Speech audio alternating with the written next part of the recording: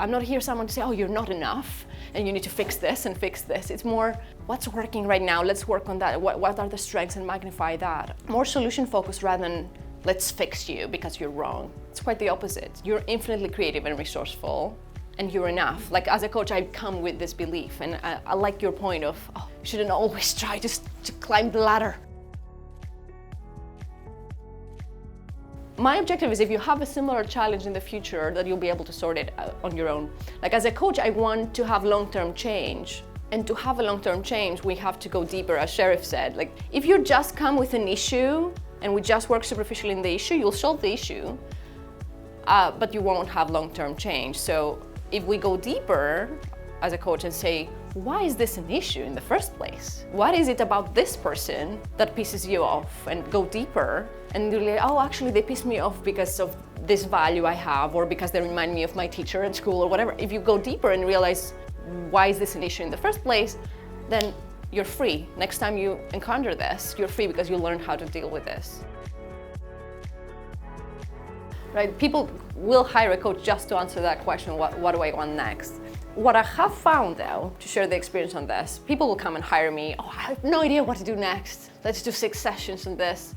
Most people, after the first or second session, have figured it out.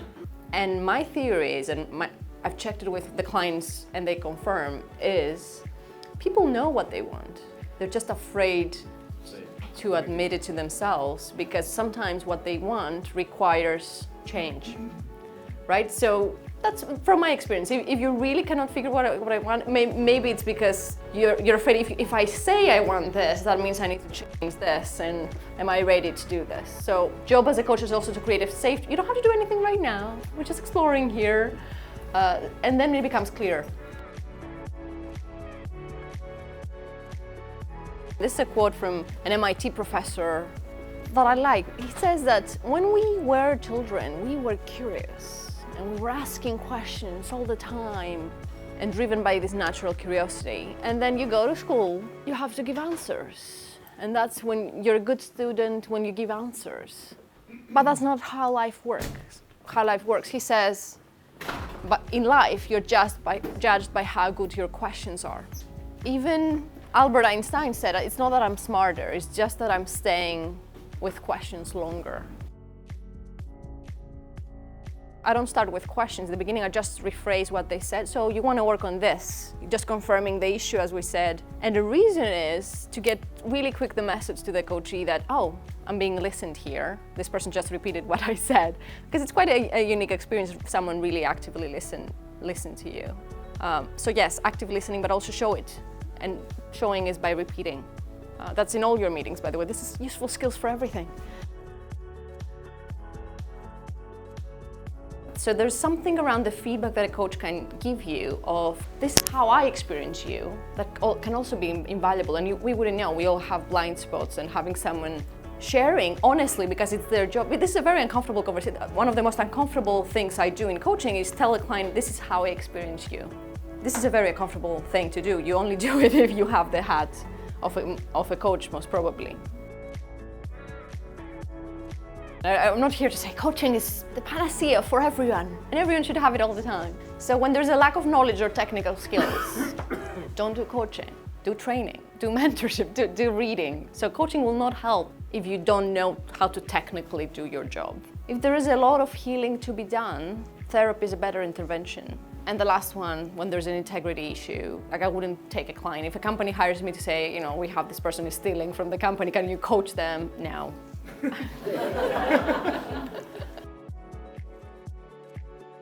A mentor is someone usually that has more experience than you in the topic you want mentorship. There's some overlap as well. A good mentor will ask questions and help you develop yourself, but a mentor as a more experienced, like see, I'm here and my mentor is here, they will give me some advice of this is what worked for me and why don't you try this, and that's a mentor. Also there is what we will do in the career workshops, maybe there's the sponsor in the company. A sponsor is someone that will talk well about you when you're not there.